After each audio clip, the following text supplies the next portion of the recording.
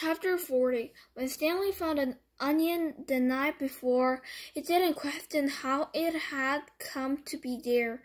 He ate briefly. But now, as he sat gazing at Big Dam in the meadow full of flowers, he couldn't help but wonder about it.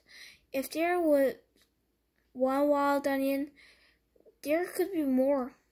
He intertwined his fingers and tried to rub out the pain. Then he bent down and dug up another flower, this time pulling the entire plant, including the root. Onions! Fresh, how sweet onions!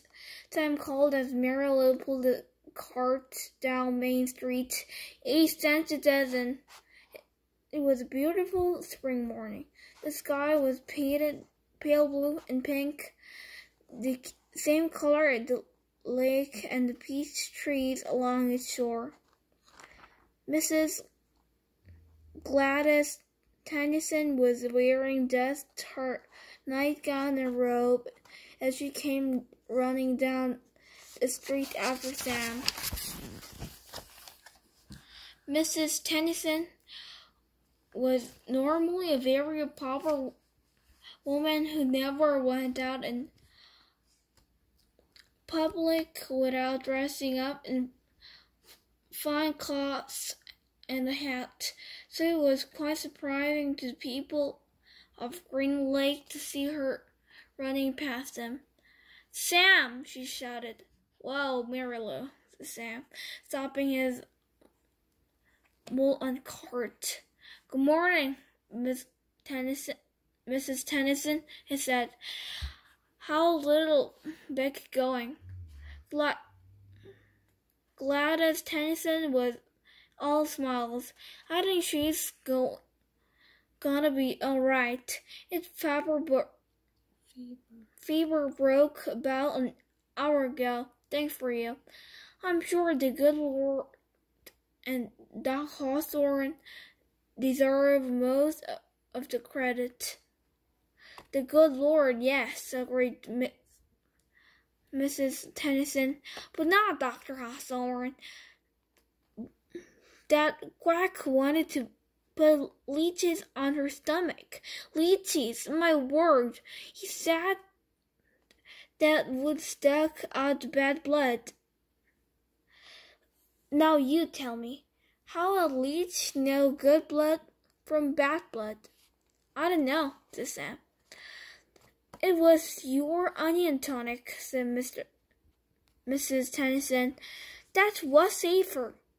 Other town people made their way to the cart. "Good morning, Gladys," said Hattie Packer. "Don't you look lovely this morning?" Several people snickered. "Good morning, Hattie," Mrs. Tennyson replied. "Does your husband know you're parading about in your bad clothes?" Hattie asked.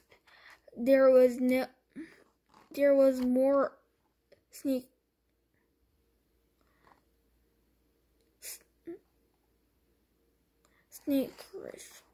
"My husband knows exactly where I am and how I am dressed. Thank you," said Mrs. Tennyson.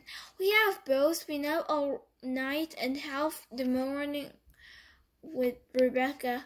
She almost died from stomach sickness. It seems she ate some bad meat." Hattie's face flushed. Her husband, Jim Packer, was the butcher. "It made my husband and me sick as well," Miss Tennyson. "But it nearly killed Becca. What would her being so young? Sam saved her life." "It wasn't me, sis. It was the onions." "I'm glad Becca's all right," Hattie said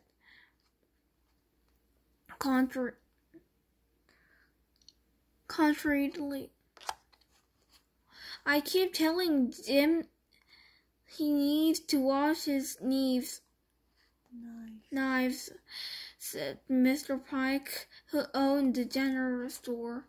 Howdy Packer excused himself, then turned and quickly walked away. Tell Beckett that when she fills up to it, to come by the store for a piece of candy, said Mr. Pike. Thank you, I'll do that. Before returning home, Mrs. Tennyson brought a dozen onions from Sam. She gave a dime and told him to keep it chained. I don't take cherry, Sam told her, but if you want to buy a few extra onions for Mary Lou, I'm sure she'd appreciate it. All right then, said Mrs. Tennyson. Give me my change in onions. Sam gave Miss Tennyson an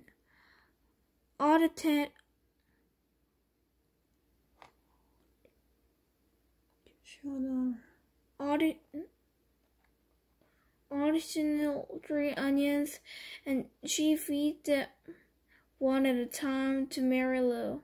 She laughed as the old donkey ate them out of her hand.